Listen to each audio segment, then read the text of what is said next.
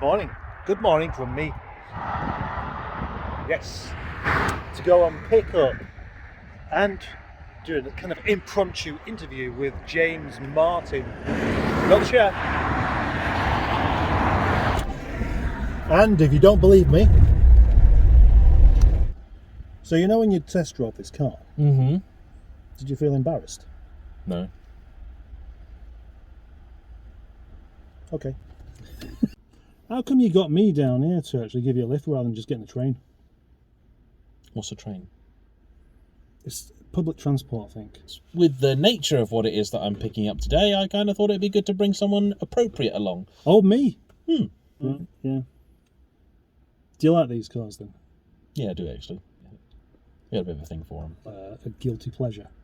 Yeah, it is. I don't even know if it's that guilty, actually. I'll tell you what I feel guilty about is the fact that I was one of the people who, when they were new, slated them mercilessly, in spite of the fact I didn't even have a driving licence. But, you know, that's because old Rovers were like the height of uncool. James tells me that the reason he's buying a ZR and the reason he likes Rovers now is because of me. Is that really true?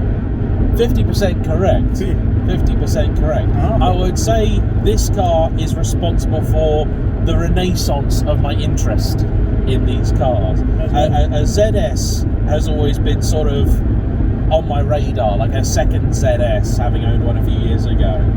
But the ZR is a car I've always had a fondness for, because a good friend of mine, Simon, bought one when we were both fairly young in our very early 20s, and it served him incredibly well. We bought it, you know, it was a cheap car. It was designed to be a little runabout to get in basically for a few years until it inevitably broke down and needed replacing.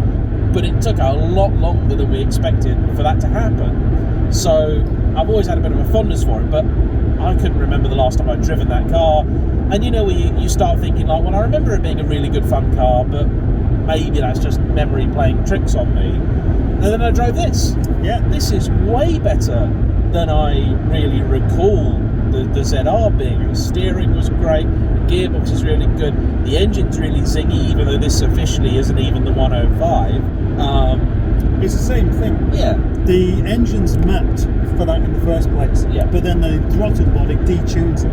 Yeah. So it's not like you put a bigger throttle body on and then the ECU doesn't know what to do with it. Yeah. So they strangled it. Yeah, they strangled it like the poor little puppy that it became.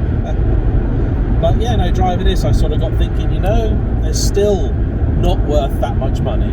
This one is. Yeah, so this extraordinarily rare Harlequin example aside, they're not worth that much money, which means people aren't generally inclined to spend that much money on them. And they are all cars that, you know, they're generally about that sort of 20-year-old mark now, and everything generally needs spending on it when it gets to 20 odd years. But as so few people are willing to do that, I figure in the next 5 years, I think it's going to be crunch time for a lot of 25s, ZRs, 45s, ZSs, maybe less so the 75s and ZTs, but even to some extent them as well. Probably more so in some ways because they're more likely to have had a hard life. Whereas these may might be looked after a bit more. You say that, I think a ZR is guaranteed to have had a hard life. Now that's probably what was wrong with yours. It's probably been whacked down a few potholes and stuff like that, and just loosened up the steering. Lunchy, munchy time. Courtesy of James. Thank you. That's the pizza. That's the pizza. That's James eating his pizza with his knife and fork. Maybe more of you people would like to become a bit more patriotic and support our now defunct British car industry. They're sports cows. So James, do you think you could have as much fun in a Rover 25 as you could a Ferrari? Yes. Excellent, thank you. Do you like where the indicator stalk is located? Yeah. It's a headroom. Yeah, I mean, you got the tent room, really. It's tent room, yeah. Well, you don't touch it because you let water leaking through onto your head. And you go, boom.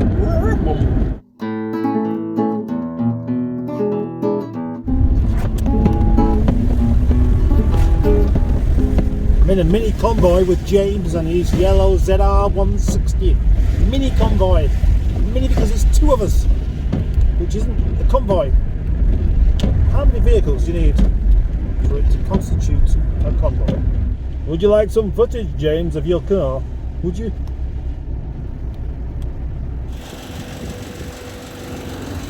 Have your key back. I'll need that. I don't think that sounds standard actually. Is that telling you there's a bulb out? No. It was owned by an old bloke, and the bulb makes the beep.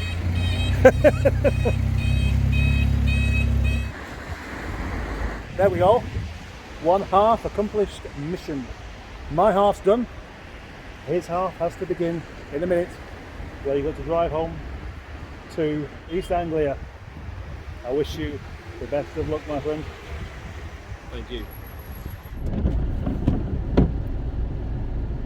Look, surprising how the day can end, isn't it? It's a Saturday. We're not supposed to have traffic like this on Saturday.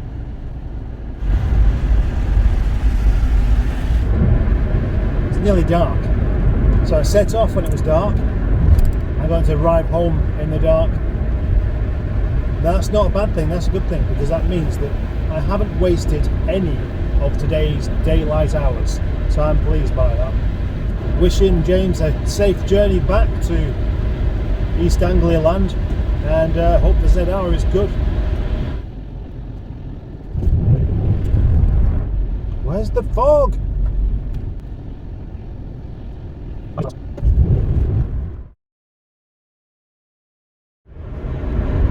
It's I could say it's a treat this, because it's a proper long day out, full day out, driving the lovely Nigel to go and pick up a rather lovely chap.